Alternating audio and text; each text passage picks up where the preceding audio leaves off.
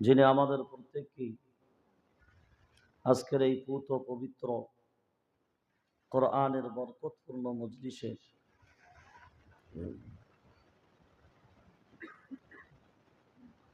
সিরাতুন নবী সাল্লাল্লাহু আলাইহি ওয়াসাল্লামকে উপলক্ষ করে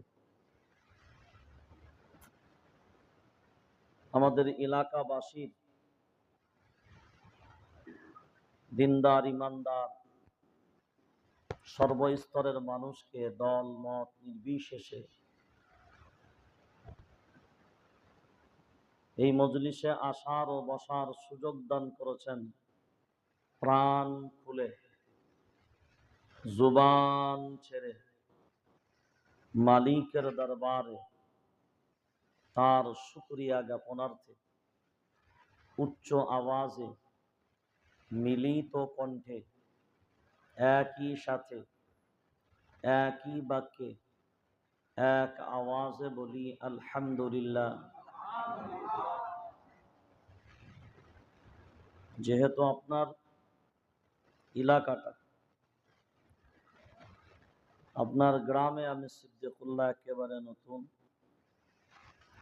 তবে আমার জানা মতে সিদ্দিকুল্লাহ নতুন হলেও নিঃসন্দেহে তার বায়ান কিন্তু পুরাতন। কারণ এখনকার সায়েন্স বিজ্ঞান টেকনোলজি এত উন্নত, বক্তা যাওয়ার আগে বক্তার বক্তব্য পৌঁছে যায় মাশাআল্লাহ। আর যার কারণে আম জনসাধারণের ক্ষেত্রে বক্তাদেরকে লোকেশন টেক করাটা খুব সহজ। যেমন সোশ্যাল মিডিয়া এর দ্বারাই যেমনি উপকারও হয়েছে তেমনি ক্ষতিও হয়েছে।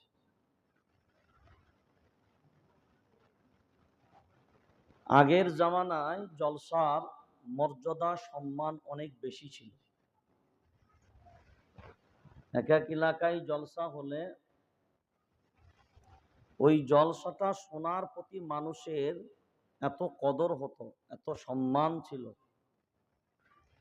কিন্তু এখন জলসা শোনে সেই সম্মান আর সেই কদরটা নাই।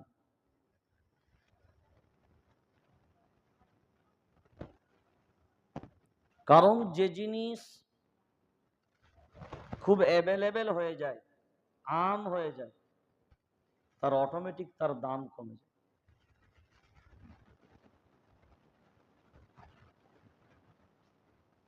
ছোটবেলায় আমাদের মনে পড়ে পাড়ায় পাড়ায় ওই ভিডিও দেখানো হতো, ভিডিও। এখন ভিডিও মানে কি, একটা পিকচার বা চিত্র আকারে যেটা দেখায় সেটাকে আমরা ভিডিও বলি।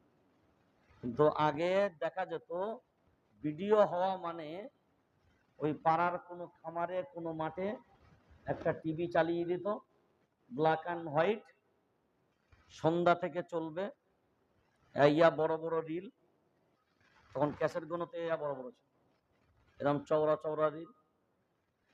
তো দেখা যেত যে ওই খামারে বা ওই মাঠে যেখানে ওই ভিডিওটা চলবে, আসরের পর থেকে জোহরের পর থেকে একটা করে চাটা এনাহলে একটা করে বস্তা সব পেতে দিয়ে আসত,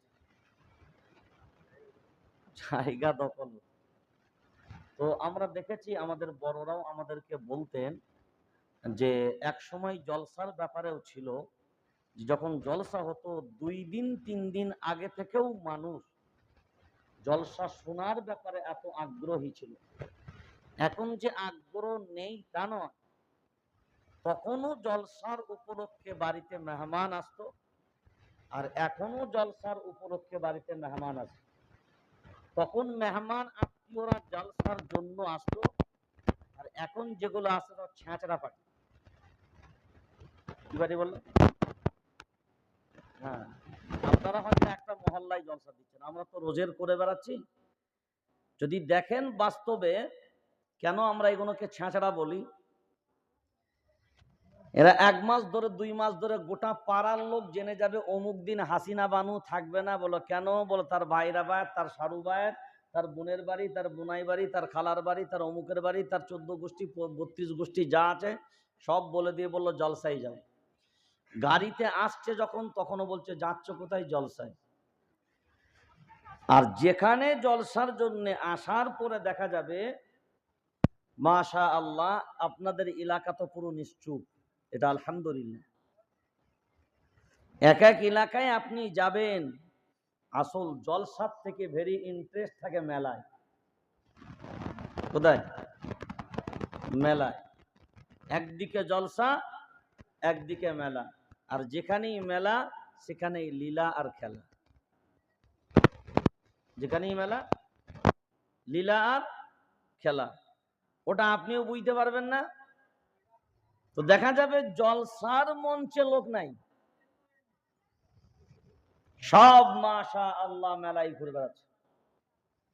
আর বাড়ির যে মহিলাগণ আসে ওরা বছরে একবার বনুর বাড়ি এইছে, ওদের মনে হয় যে ওদের গল্প শেষ হয়েছে? সব ওদের নির্দিষ্ট সময়গুলো ওরা কাটিয়ে ফেলে। তো আল্লাহর শুকর সেই জায়গায় আপনারা অনেকটাই অ্যাডভান্স, যে এই ধরনের অপসংস্কৃতি আপনাদের মাঝে নাই।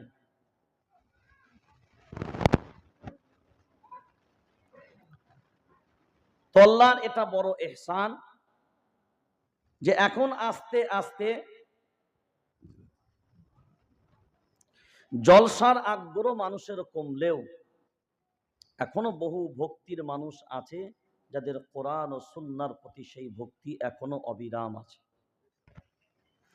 আর এটা কিয়ামত পর্যন্ত এক শ্রেণীর মানুষের থাকবেও। আপ্রাণ চেষ্টা করার পরে এটাকে রদ করা যাবে না। তবে বক্তব্য শুরু করার পূর্বে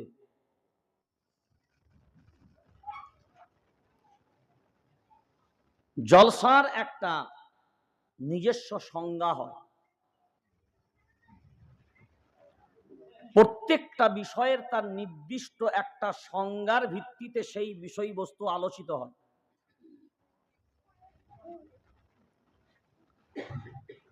জলসার যে আসল উদ্দেশ্য এবং এর ভূমিকা যেটা হওয়া দরকার, আমাদের সমাজে আকসার ক্ষেত্রে এইগুলো বিলুপ্ত হচ্ছে। শুধু আমরা মনে করি বেশ রান্না টান্না জোরদার হবে, গোটা পাড়া খাবো, হুজুররা আসবেন, বয়ান বক্তব্য শুনবো, সকাল বেলায় উঠে সবকিছু হিসাব নিকাশ করে দেখব কতটা আয় হয়েছে, কতটা ব্যয় হয়েছে, কতটা খরচ হয়েছে। কয়টা জলসা কমিটি এমন পাবেন যে রাতের বেলায় জলসার পরে তারা বৈঠক করার পরে নিজেদের ভিতরে হিসাব নিকাশ করে আমার নিজের ভিতরে কয়টা গুনাহ আর কয়টা ভালো কাজ আমার জীবনে হয়েছে, এই জলসার পর থেকে আমার জীবনের পরিবর্তনের ভূমিকা কেমন হওয়া দরকার, এই পর্যালোচনা এখনকার সমাজে জলসার পরে হয় বলে মনে হয়।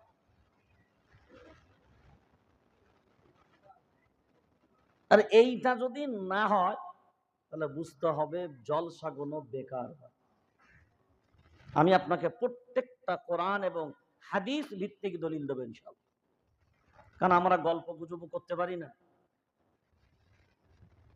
অত টাইমও আমাদের থাকে না। কারণ বর্তমান সমাজের যা অবস্থা, কোরআন সুন্নাহর কথা বলেই শেষ করা যায় না। একটা আয়াতের তাফসীর ধরলে একটা জলসা শেষ। সারা জীবনও যদি মনে করেন ওই আয়াতটারই তাফসীর করে যাব, কোটি কোটি জলসা হবে, তার তাফসীর শেষ হবে না।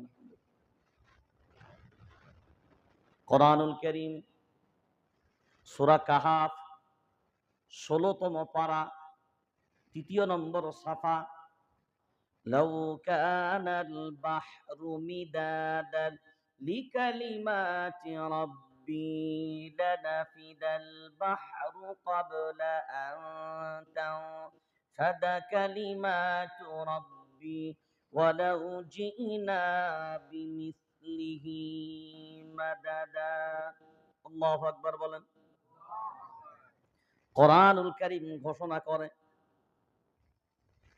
যদি আমি আমার মতো করে বর্ণনা করে বলতাম, এটা আমি সিদ্দিকুল্লাহ বর্ধমান থেকে নিয়ে এসেছি, আমার আব্বার ডায়েরি থেকে এই কথাগুলো আপনাদের সামনে উদ্ধৃতি দিচ্ছি। যদি আমি বলতাম আমার দাদুর কাছ থেকে কথাগুলো নিয়ে বলছি, না না, যে কথা আমি বলবো এই কথা আমার না, আপনার না। তানজিলুম মির রাব্বিল আলামিন। আল্লাহু আকবার বলেন। ওই জন্যই তো কোরআনুল কারীমকে বলা হয় এই কিতাব অন্য কোনো কিতাব নয়, হাযা কালামু রাব্বি। এই কিতাব আমার না, আপনার না। হাযা কালামু রাব্বি, আমার রবের কিতাব, আমার রবের কিতাব। ওই জন্যই কোরআনুল কারীম প্রথম শুরুয়াতে সূরাতুল বাকারার ভিতরে আল্লাহ ক্লিয়ার করেন, হ্যাঁ কোরআন শুরু করবে, তোমার ভিতরে দ্বিধাগ্রস্তের মাঝে তুমি এ গ্রন্থ পাঠ করবে তা নয়। আমি শুরু করলাম, দেখো, আলহামদুলিল্লাহি রাব্বিল আলামিন। আল্লাহু আকবার বলেন। সব লেখক তার কিতাবের সূচনায় তার দুর্বলতা প্রকাশ করে, কিন্তু আমার রব বলেন, না না, আমার ভিতরে কোনো দুর্বলতা নাই, এই কিতাবের ভিতরে দুর্বলতার কোনো অবকাশ নাই। ওই জন্য আমি আল্লাহ এই কিতাবের শুরুয়াত যেটা করলাম, একেবারে প্রথম যেটা শুরু করেছি সেটা হলো বিসমিল্লাহ, একেবারে বা অক্ষর দ্বারা, বিসমিল্লাহ। এই যে বা অক্ষর দ্বারা, আসলে ছিল বা ছিল না, আসলে হলো এটা ইসমি। ইসমি নাম, ইসিম মানে হলো নাম, আল্লাহ মানে আল্লাহর নাম। আর বা হলো হারফুন জার, এর দ্বারা বোঝা যায় বা দ্বারা, বা শব্দের অর্থ দ্বারা বোঝানো হবে দ্বারা, মানে আল্লাহর নামে শুরু করেছি, আল্লাহর নাম দ্বারা শুরু করেছি। ওই জন্যে বা আর আলিফটা, বায়ের জায়গায় আপনার আলিফটাকে হযফ করে বিসমিল্লাহ হয়েছে, আসলে ছিল ইসমি আল্লাহ। বা শব্দ দ্বারা কোরআনুল কারীমের একদম শুরুয়াত, এই অক্ষরটা দ্বারা আল্লাহ কোরআন শুরু করলেন। আর আমরা সবাই জানি কম বেশি সূরা নাস, মিনাল জিন্নাতি ওয়ান নাস, কোরআনুল কারীম আল্লাহ শেষ করলেন সিন অক্ষর দ্বারা। বা দ্বারা শুরু, সিন দ্বারা শেষ। বা আর সিন যদি একসাথে যোগ করা যায়, এই দুটো শব্দ, দুটো অক্ষর যদি যোগ করা যায়, যোগ করে যে বাক্যটা তৈরি হবে, ওই বাক্যটা হবে বাস। বাস, বাস, বাস মানে হলো এটা, কোন কাজ যখন রানিং থাকে অনেক হয়ে যায়, বাস আর করা লাগবে না, বাস থেমে যাও, বাস। আল্লাহ বুঝাতে চাইলেন বুঝি এটাই, যে আমি বা দ্বারা শুরু করলাম, সিন দ্বারা শেষ করলাম, অর্থাৎ আমি আল্লাহ বুঝিয়ে দিলাম দুনিয়ার মানব কল্যাণের জন্য, বিশ্ববাসীর জন্য যা প্রয়োজন আমি আল্লাহ সব কুরআনুল কারীমের ভিতরে বাস করে দিলাম। এরপর যে সূরাটা শুরু করলেন, ওই সূরা আল্লাহ নিজের প্রশংসা দ্বারা বললেন আল, সমস্ত। আল শব্দের অর্থ হলো সমস্ত, হামদ মানে প্রশংসা, লিল্লাহ মানে আল্লাহ, রব মানে স্রষ্টা বা সৃষ্টিকর্তা, আর আলামিন মানে হলো রব ছাড়া যা কিছু সবই হলো আলামিন। রব ছাড়া, রব ছাড়া আসমান জমিন লৌহ কলম তারকা নক্ষত্র সূর্য চন্দ্র জমিন জীব জন্তু প্রাণী যত যা কিছু এ টু জেড, শুধু রব ছাড়া, শুধু রব ছাড়া, রব অর্থাৎ স্রষ্টা বা সৃষ্টিকর্তা ছাড়া সব আলামিনের ভিতরে আল্লাহ বলেন সমস্ত প্রশংসা আমার, কেন আমি হলাম সকলের স্রষ্টা। এর দ্বারাই কিন্তু চমৎকার একটা ব্যাখ্যা সামনে উঠে আসে আমাদের মাঝখানে। আল্লাহ এখানে দাবি করেছেন আমি সকলের রব। মুসলমান যদি মনে করে আল্লাহ শুধু আমাদের, মূর্খের পরিচয় হবে। কেউ যদি মনে করে শুধু আল্লাহ আমাদের, না, আল্লাহ আল্লাহ সকলের, আল্লাহ সকলের। হ্যাঁ, এটাই হলো বাস্তব। কিন্তু বড় আফসোস যে আমরা এই জায়গাটা এখনো পর্যন্ত সঠিকভাবে নির্ণয় করতে পারিনি যে আল্লাহ আসলে কার। এ নিয়েও তো আমাদের লড়াই। বর্তমান সময়ে লড়াইয়ের তো অভাব নাই, দলের অভাব নাই, মতের অভাব নাই, পথের অভাব নাই। অথচ সবাইকে যদি জিজ্ঞাসা করা হয় বলো আল্লাহ কয়জন, জবাব বলেন সবাই আল্লাহ একজন। সবাইকে যদি জিজ্ঞাসা করা হয় বলো নবী কয়জন, আমার আপনার নবী একজনই। আল্লাহ নবী পাঠিয়েছেন বেশ অনেক, কিন্তু আমার আপনার নবী যার উম্মত আপনি তিনি একজন। দেখেন আল্লাহ এক, নবীও এক। যে কিতাব আমরা পেয়েছি এই কিতাবও এক। যে কালিমা আমরা পাঠ করি এই কালিমাও বলেন এক। যে ধর্ম আমরা পেয়েছি এই ধর্মের নাম সবার কাছে কটা ধর্ম, একটাই ধর্ম, নাম ইসলাম। সৌদিতে যে ধর্ম মুসলমানরা পালন করে ওর নামও ইসলাম। ভারতবর্ষে যে ধর্ম মুসলমানরা পালন করে ওরও নাম ইসলাম। তাহলে আমারও ধর্ম ইসলাম, সৌদিরও ধর্ম ইসলাম, সবার ধর্ম হলো একটাই ইসলাম। সবার কিবলা বলেন সবাই কটা, একটা। সবার কিবলাও একটা। সবার কিতাব এক, ধর্ম এক, রব এক, নবী এক, কালিমা এক, সে জাতীয় এক।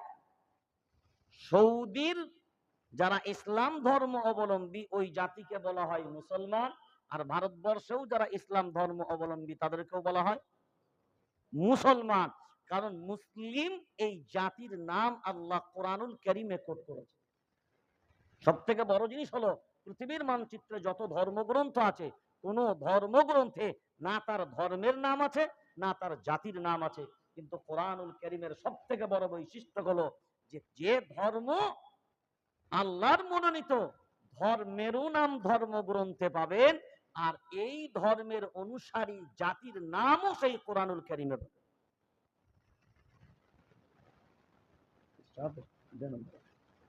এইটা আমাদের কাছে সব থেকে বড় বৈশিষ্ট্য। এবার দেখেন কোরআনুল কারীমের শুরুয়াত একদম আল্লাহ ক্লিয়ার করলেন, যালিকাল কিতাবু লা রাইবা ফীহ। আল্লাহ নিজে ক্লিয়ার করে দিলেন এই কিতাবের ভিতরে কোনো সন্দেহ, প্রথমে ক্লিয়ার করে নেন সন্দেহ। যদি সন্দেহ কারোর হয় তিনি মুসলমান, সবাই বলেন মুসলমান নয়। তাহলে এই কিতাবের ভিতরে কোন রকমের সন্দেহই যদি না থাকে তাহলে যা আছে সব মিথ্যা।